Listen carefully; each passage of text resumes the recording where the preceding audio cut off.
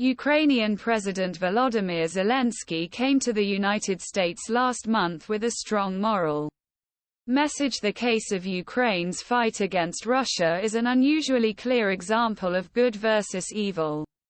He called for America's continued commitment to seeing the war end with Ukraine's victory, just as he had mobilized his people against Hitler's forces in World War II, and warned that any compromise with Moscow would only invite further aggression.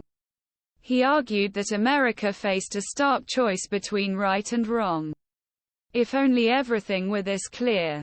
In fact, the protracted, increasingly bloody conflict in Ukraine is forcing the United States to grapple with a moral dilemma, a choice not between right and wrong, but between right. It is right to help Ukraine defend itself against Russian invasion.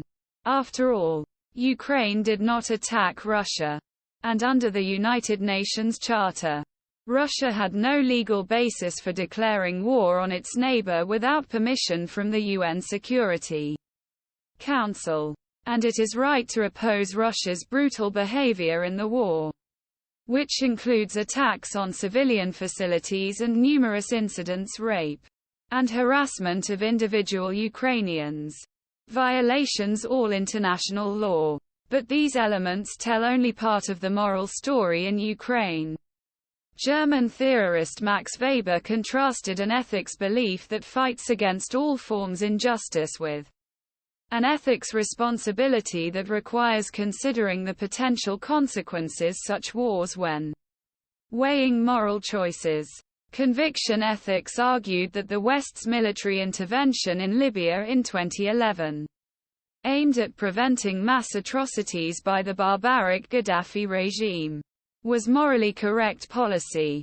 The ethic of responsibility points out that America's good intentions led disastrous instability that continues to spread across Africa, the Middle East, and Europe this day. These contrasting approaches complicate our calculations in Ukraine, viewed through the lens of faith. The correct response to Putin's invasion seems clear: evil is not allowed. One fights it and defeats it, viewed through the lens of outcomes.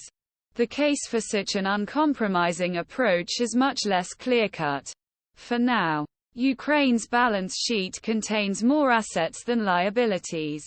Western aid has been effective in preventing Russian forces from seizing large swaths Ukrainian territory and turning Kiev into a puppet of Kremlin.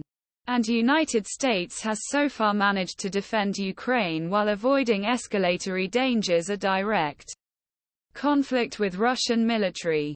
But the belief that any compromise with evil is wrong prompted Ukraine to break off settlement talks with Russia in April last year, opting instead for a counteroffensive aimed at driving Russian forces from all Ukrainian territory, while weakening Russia to the point where it could never consider such aggression again. This counterattack went badly. If Ukraine continues attack the formidable Russian defenses, it risks depleting its dwindling supplies of men and ammunition.